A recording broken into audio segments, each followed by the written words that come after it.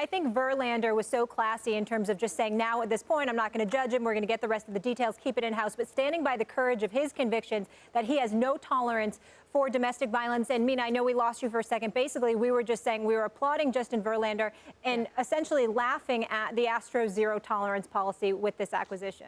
Yeah, I think Verlander deserves a ton of credit because we can talk about this issue, across the leagues as much as we want, but I don't think we'll really see meaningful change until players and athletes start speaking out on it. And I know a lot of players who feel some kind of way about it but aren't comfortable, coming out against a teammate or just weighing in on it. Verlander's obviously a star, which he feels probably more comfortable than most, but still he deserves, I think, a ton of credit for even weighing in on it when it's not the most popular, easiest thing to do. Now, as far as the zero tolerance policy, I've said this from the beginning with teams. This is the NFL, MLB, NBA, whatever. Stop having zero tolerance policies because they're never going to stick by them, okay? And domestic violence, it's complicated. Not every case is the same. Not every case is clear-cut. Often they're difficult to adjudicate. Often they don't go to court. Often we don't know what exactly has happened. But the notion that a sports team would stick by a zero-tolerance policy and never sign a guy with a cloud of suspicion over him or some sort of history of abuse has been proven wrong so many times that I think they should just stop pretending. Stop being hypocritical about it. Just acknowledge the fact that sometimes you are going to bring on guys, with this in their past, maybe complicated stories, and be transparent about the fact that you're willing to consider them if the talent is there. As the Astros did, they should not have referenced their zero tolerance policy at all because it's a joke.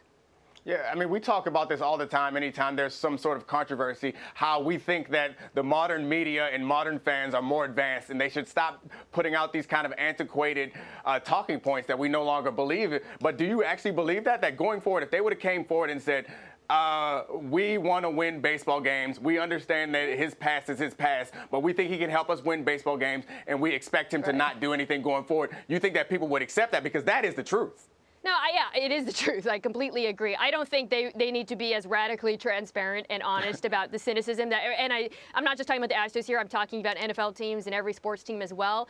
Just stop saying you have zero tolerance. Okay, that's what I'm saying because I do not believe any team is going to. And I would like to add also, I personally don't think zero tolerance is always the best policy because it often keeps women from coming forward because they're afraid that if they, report their partners, that they will not have a career anymore and actually can be dangerous to have that kind of policy. So I feel that not only should teams not do it because it's dishonest, but that it can potentially lead to some adverse consequences as well. Mina, I think I appreciate what you're saying there as well, because that's very true about the victims and what you were saying. And a lot of times people don't want to go to court. They don't want to relive the situation. And there's so many factors that weigh into that. But I think, and not because you're a female, are you now the poster child for this subject? But I'm just curious, as a female with this platform, would you rather have them waited till they had all the facts? Because obviously we're assuming, again, which is dangerous, that there's a 75-game suspension, so there has to be something there. But when you are a team who's saying you have this BS zero tolerance policy, and then you're bringing this guy in, would you have rather they waited till this was done in the courts? I think with these cases, we often never have all of the facts. I think clearly the party here that probably has most of the facts is Major League Baseball. If they felt comfortable, implementing that sort of suspension based on their investigation, we know that Toronto was comfortable letting him go and by all accounts wanted to let him go. So I tend to think there's something there, okay? Right. Yeah. Now, as far as, I don't think there's a perfect time to do this ever. Obviously, this is a little bit distasteful because players who serve suspensions for domestic violence can then play in the postseason, which, by the way, is something that also I think possibly baseball should look at changing because, we saw what happened with Aroldis Chapman.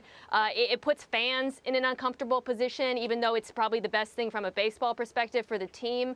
The Astros, though, they made their bed. Now they've got to sleep on it. They've got to answer to it. Well, I mean, it's the question is, would you prefer them to wait? I think the answer is obviously yes, but the trade deadline is today. So they're interested. I think it just shows no matter what they say, their most important thing to them is winning because the trade deadline is today. They need to bring this guy in now if he's going to help them in the postseason. But the question I have is and for Molly and for Mina, frankly, is does the zero tolerance policy even work? Because I think the assumption is we have a zero tolerance policy because it is going to deter people people from doing these things, but these are generally crimes of passion. Like, I'm not sure that guys are sitting there calculating when they're making these horrible moves. They're calculating. So what is the point of a zero tolerance policy if you're not gonna enforce it, and if it's not necessarily gonna help? I understand where it's not going to help, because then you potentially can't feed your family.